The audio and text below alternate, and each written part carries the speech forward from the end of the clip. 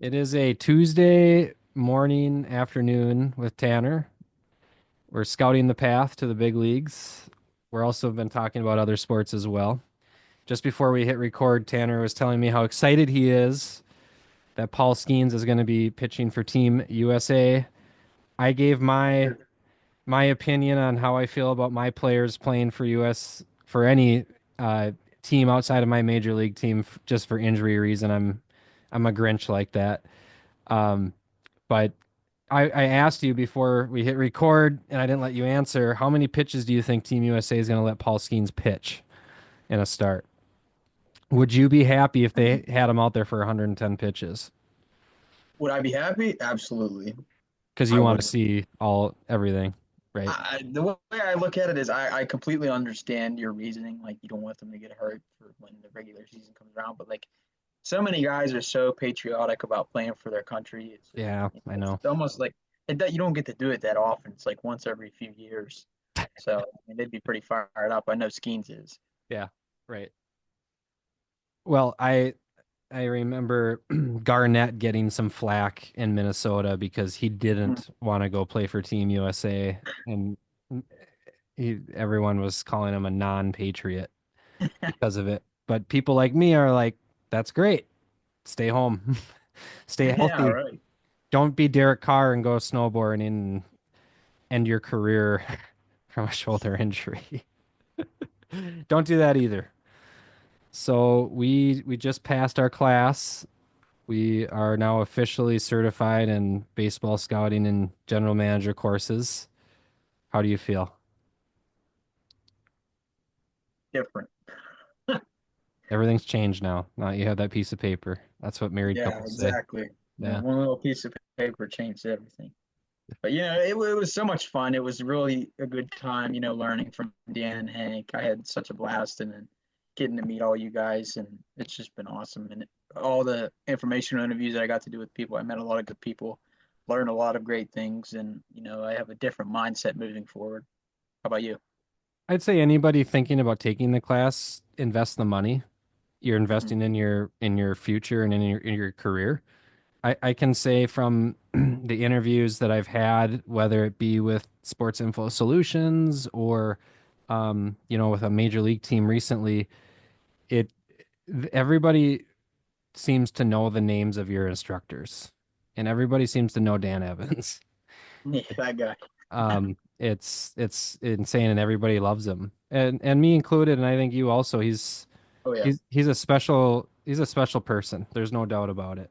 absolutely. And same with even the football classes that I'm taking when have done those interviews with those football scouting jobs. When I mention my instructors, Russ, Dane, or John, same thing.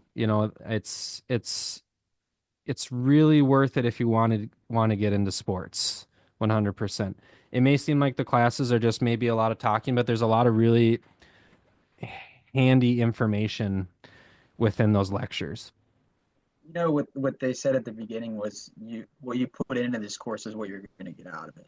And when you first see it, you're like, oh man, it's almost like what, $2,000 to sign up for it. Like, for some people, that's a decent price. Yeah, it is. And but if you're dedicated to this and this is what you really want to do, it won't feel as much of a burden financially. Yeah. And I think something else that a lot of people have to be okay with is the entry level isn't going to pay great. But the way that I explain this to anybody that asks me about it is this is me chasing my dreams. I never thought throughout my 20s and my early 30s that playing sports was, or not playing, but working in sports was possible. It seems larger than life, right? But it seems like it's actually pretty dang easy. And again, it's if you're putting an effort into it. It comes easy if you're putting an effort into it. And networking is also key. Getting to know a lot of people and building your brand and a positive reputation. All things that are super important towards, getting those goals, no And doubt. that's why it's so big too, because it's such a highly sought after industry. Like, people are like, you have hundreds, thousands of applicants just for one, like, intern job, which Hmm. is crazy. Yeah. Yeah. So making those connections are really key. Yeah. It helps you stand out. And from a couple of the informational interviews I did, having that sports management worldwide sticker on your resume is something that would stand out. So it definitely helps. There's a reason why on our certificate that we got it says worldwide leader in sports education. Um, so you sent me a picture over the weekend of my favorite minor league player, Carson McCusker. Carson McCusker. He's the Triple A Aaron Judge. What were you tell me about that? Were you watching Saints baseball for pleasure or for work? For work, actually, I'm Okay. with, for those who don't know, I'm with Sports Info Solutions as a baseball video scout associate, and it was a chart on shift. So we was charting like catcher locations, like where the Okay. catcher was setting up in the strike zone. And I think I was one of the games that I did was St. Paul Saints. And I noticed, I'm like, man, this is the guy Jesse was talking about. I'm like, he's huge. Like, Yeah, I know. He's but really yeah, big. he looked pretty well Yeah. from what I saw. He's Like, he's tearing it like up right now. He's is he? definitely tearing it up. Yeah, he's leading minors and home runs. Wow. The Twins are on a win streak right now. They've won 7 in a row. I know. I was gonna bring that up. I noticed they've been hot ever since their last talk. I should bite my tongue when I say this, but it's all happened since Eddie Julian hasn't been in the lineup. I I knew I that you would say that. I can't help it. I'm sorry, I just can't help it. I can't watch him play baseball. I just You better can't. hope he doesn't watch this episode. I better hope my future team doesn't watch this episode, but man, I can't watch it. I'm sorry, I just can't. And I won't say this if I'm employed, okay? I'll say that now. I won't say this if I'm employed, but um yeah, getting Royce Lewis back, we thought that, that might be a spark, and maybe it has been in the clubhouse, and we can talk a little bit about that clubhouse vibe and what creates a positive clubhouse, but Yeah. Brooks Lee playing second instead of Julian is a huge difference and now Castro's back to the outfield instead of playing in the infield. It's really big, and I actually did an episode with my friend Cade yesterday on the Twins talking about trade deadline coming up, and we're often wondering about because Willie Castro's contract is up at the end of this year. He went through arbitration last year. Mhm. Would it be wise to trade your biggest utility guy for a little bit more pitching depth? Because pitching rotation injuries are inevitable. The Twins do have a pretty deep pitching prospect pool, but I don't think any of the guys are really ready. Have you watched any Zebby Matthews, David Festa, Connor Prelip, and any of your video scouting at all? Not, I may have, but Okay. their name didn't come to They my don't attention. stand out to you, right? Yeah, I just remember you mentioning the Husker and I saw them. Okay. Okay. But yeah, going back to the whole clubhouse thing, and I think it might have something to do with it. And for the record, I don't like the way that Royce Lewis ended his season last year with him going back and forth in the media with Carlos Correa. They were kind of feuding between reporters, where Correa had said this is when they went like 12 and 30 in their last 40 games. And Correa said something to the reporters like the young guys got to step up, which is what a clubhouse leader should say, right?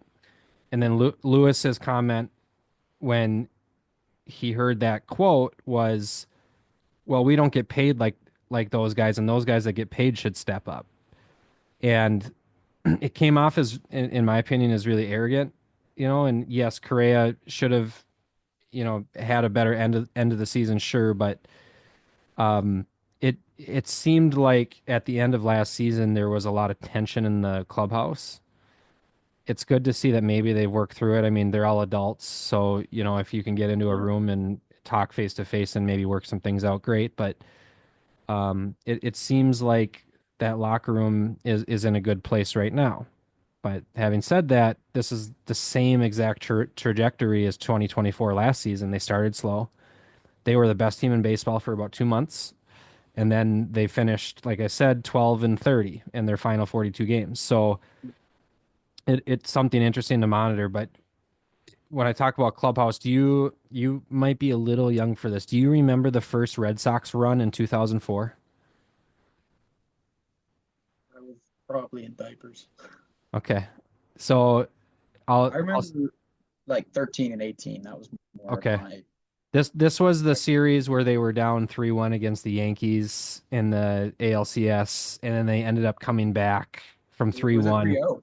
3-0, It actually. was 3-0. You're right. It was 3-0. 4. Go 4. Oh, 4, Yeah. yep. Yeah, Yeah. yeah. They were down 3-0. And I think it was like Aaron Boone hit the walk-off in game 6 or game 7, something like that. And then they ended up breaking the curse, right?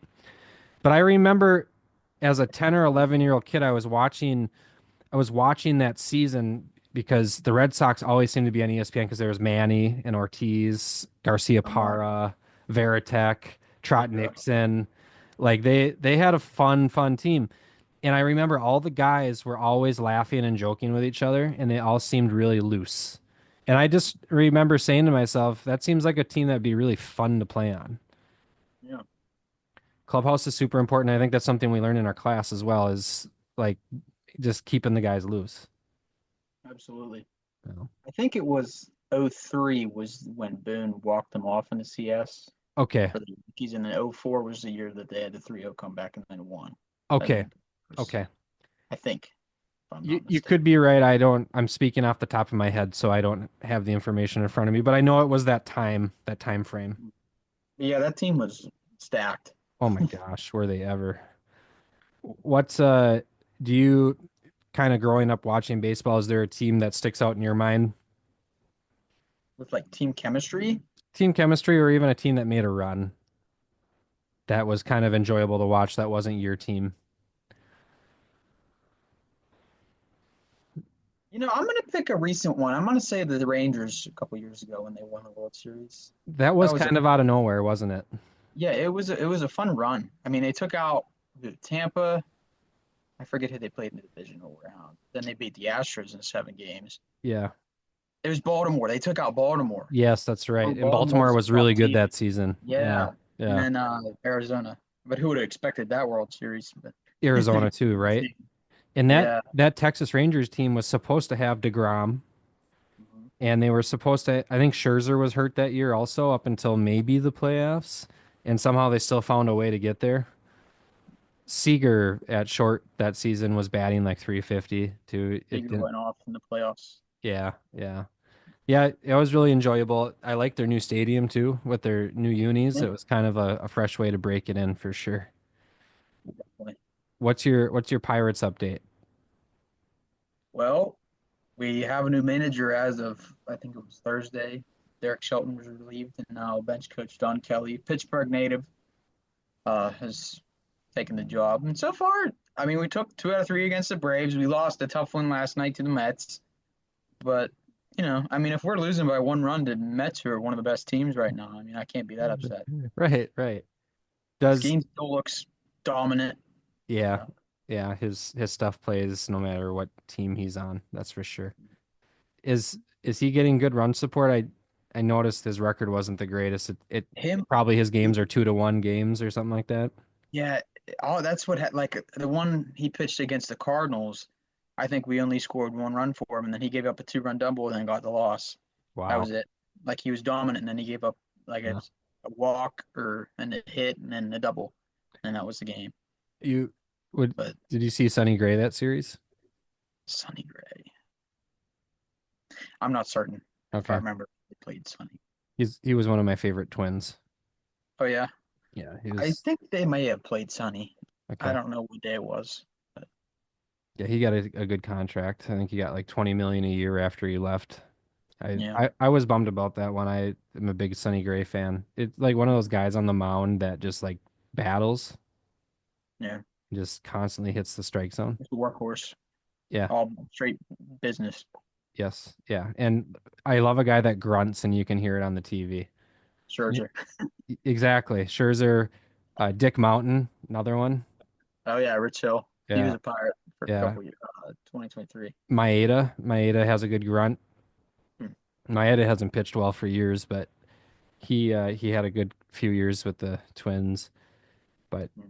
other than that, so let's shift a little bit. We're going to talk about, just because we talked a little bit about it last episode. The Pittsburgh Steelers and the Minnesota Vikings are playing in Ireland. Who do you got? on your way too early score prediction. Who do I got? Yeah. As a Pittsburgh fan, do you think your team's going to beat my team? You know, that, Pittsburgh is a very Irish town, a lot of Irish heritage, Oh, really? and that's one of the reasons why they got this game. Oh, I think it was the Rooneys.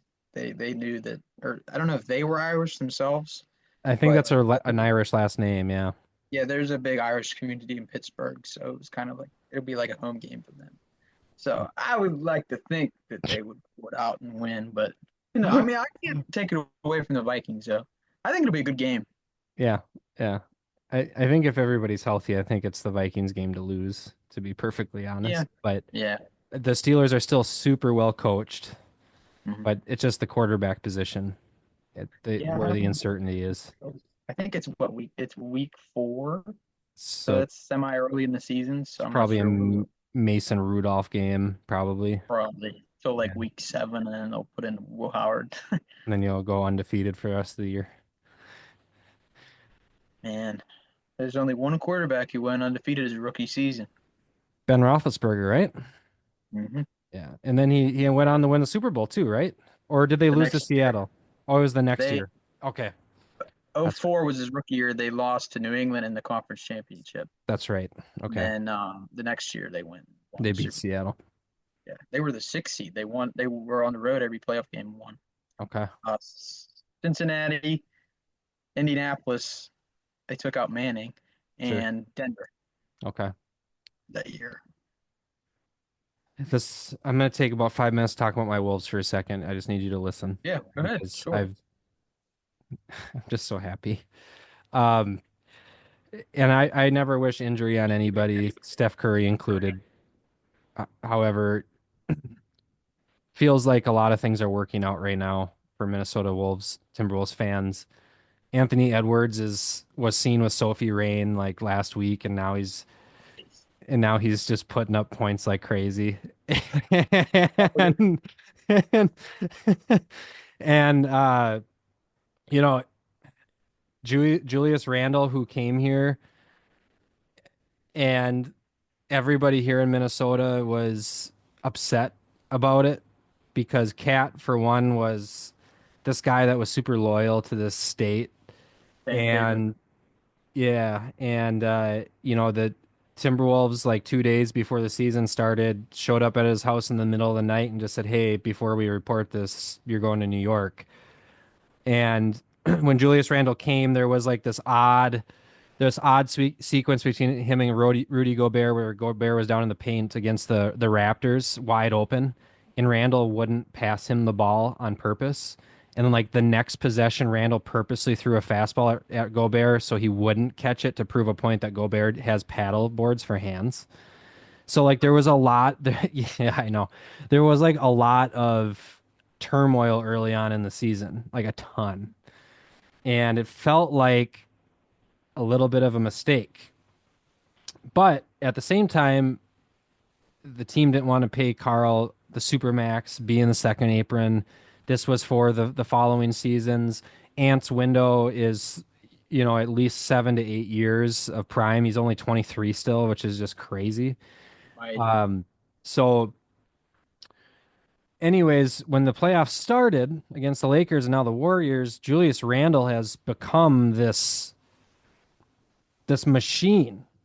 And I know, you don't watch a whole lot of playoff I basketball, I haven't. assume. I watched like a couple games here and there, but I haven't Okay. had the chance to watch the last few. What's the series right now? 3-1 on Golden State. The Wolves are up. Wolves are up. Yeah. Wow. And I need you for your next assignment to watch some Wolves basketball so then you can chip in a little bit here. When's the next game? Wednesday night. Hopefully they Wednesday. close it out. If they lose, I don't want you to watch another game. All right. But That'll be our truth. I'm naturally a baseball person if you can't tell with my superstitions. But watching him back down guys in the paint and the body he has it's one of the most enjoyable things I've ever watched. And I'm sure you even know this about Cat, not watching a whole lot of basketball. He whines a lot, and it's like you can hear him on the TV like, "That's a foul. That's a foul." And he's like crying.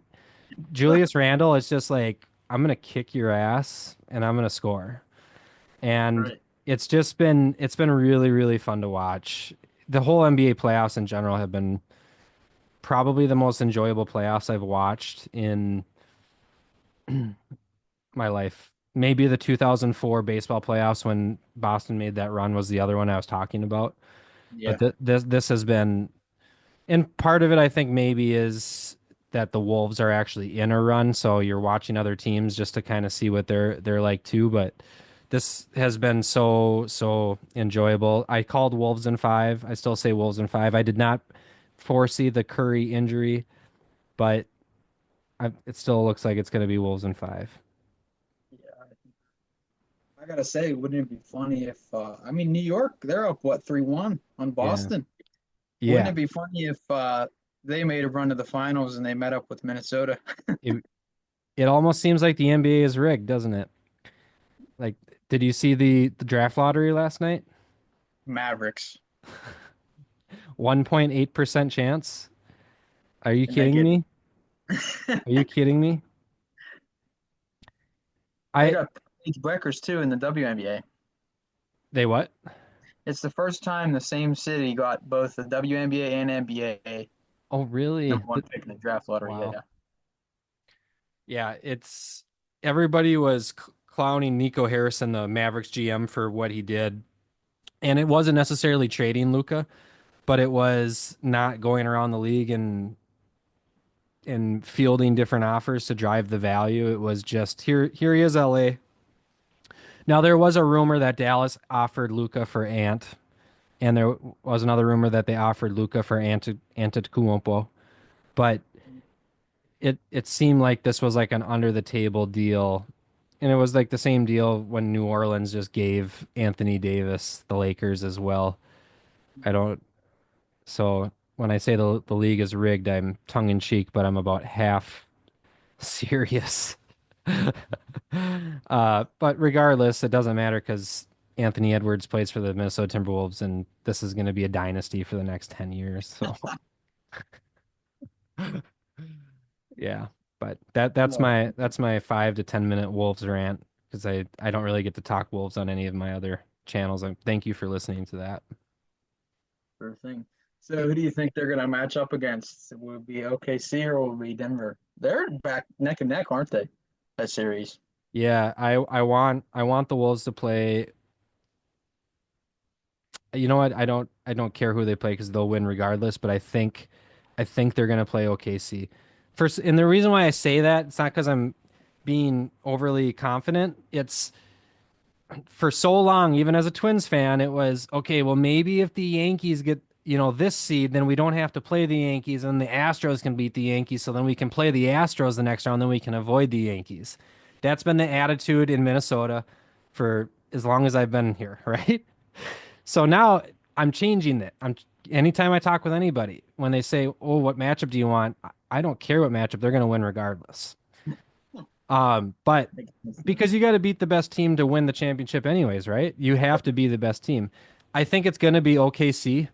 I think they have just a little I think they have a little bit too much depth. I think Denver is short on players. They're about Yeah. a player and a half short. And when you have Russell Westbrook coming off the bench, it's either all gas or all brakes. There's no in between. Some Right. some of his sequences are so brutal to watch. There was this double overtime game this season against the Wolves that the Nuggets had, and there's like it's like the final 20 seconds. The Nuggets are up one. Ant turns the ball over. Westbrook takes the ball down the court instead of running out the clock. He goes for a layup, misses the layup. The team rebounds the ball. They dish it into the corner. Alexander Walker shoots the three. Westbrook fouls Alexander Walker shooting the three, and then Alexander Walker gets three free throws. And by the way, Westbrook was late getting back on defense because he was complaining that he got fouled. So then he was late to cover that 3 pointer, and then when he comes back to cover that 3 pointer, he fouls the 3 pointer. So he'll either train wreck your team or he'll give you, you know, medium to above average minutes. But there's no There's no in between with him. So I'm taking OKC. Yeah, I agree. But it's crazy to think how dominant Westbrook was. What was it? 16, 17 was his It year. it was He had crazy. like a triple double every other game. Yeah. And the other debate in the NBA I don't understand is this whole Jokic or SGA MVP race. Jokic averaged a triple double as a center with like 30 points per game. But the way that NBA writers talk about it on podcasts and on ESPN is, well, he already won the past two. So, maybe we should give it to somebody else. It's like, well, that's not how it should work. If he's the best player in the league, he's the best player in the league, which he is. Yeah, I agree. I mean, I think there are factors like with the MVP award, it's different than say like offensive player of the year. But like if you're looking at most valuable to your team, Jokic is obviously very valuable. But I think like people were saying Shea because of how far he's taken the Thunder. He's like led that team, and they're obviously like one of Yeah, the best teams in the league. right. And they had 68 wins, which is crazy. Yeah. But I just the Nuggets would be below 500 by like 30 games if they didn't have Jokic. Mhm. So if I had Yeah, a it's vote, I'm voting Jokic again. I don't like playing against him. And the Wolves swept the Nuggets this year in the season series 4-0. So I really don't want the Wolves to play the Nuggets in the playoffs because there's no way you can beat them 8 times in a season. It's not realistic. if you were to tell me like if I was to not watch the NBA, Yeah. if you were to tell me that just looking at Jokic that he was the best player in the league, I'd be like, what? Like I he's so know.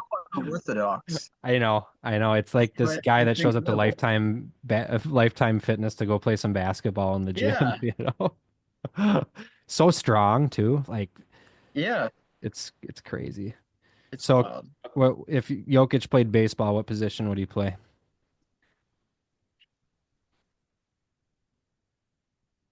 If Jokic played baseball, I feel like he'd be an outfielder, like a corner A outfielder. corner outfielder, really? He's like left field. I'm throwing him in the closer role. Oh, okay. Yeah, he'd probably have like some kind of funky delivery. Oh yeah, That's, and that's true. it would probably be like 105. Yeah, it'd be like the most awkward delivery, but it'd be just straight gas. Speaking of awkward deliveries, who was your favorite delivery growing up? Growing up, Yeah. You now know how we now all play since I've baseball in the gone, backyard and we all used to mock different deliveries oh, or batting stances? batting stances, I always liked Sheffield's. Me Or too. Me too. who was the one? I'm trying to think. Tony Batista was one. He like The I would wide like split. he like Yeah. yeah. There's someone else I'm missing. Euclid is always the top. Yeah. He's like holding the bat like this. Right. Yeah. I liked Sheffield growing up. I tried Mhm. doing the whole bat waving thing in Little League and my coach told me to knock it off. Um, I also loved Barry Bonds' stance, the way he Mhm. would hug the plate too. Yeah, Ortiz stance was sweet. I liked definitely. watching Dontrell Willis pitch when he played for the Marlins. Oh yeah. That was fun. Um, and Dontrell Willis could hit home runs too. He had some power. And then, as a Minnesota kid, I loved watching Johan Santana pitch. I loved his delivery too. Great changeup, but I digress. Anything you have left to add for this episode today? What about out? I guess we talked about Steelers Vikings game. We Yeah. talked about the baseball landscape, and we talked about your beloved Wolves. I think we hit all the bases. I think that should be a weekly segment. Like I said, Wednesday night, tune in and All right. then give me your take on Julius Randle. Watch them just have a dud. Like I All said, right. I'll scout them. if I they hope my dog. lose, yeah, yeah. If they lose, I don't want you watching game 6 or 7. All right. Okay. I'll make a truce. All right, Tanner. Thanks for stopping by today. Take it easy. Have a good one.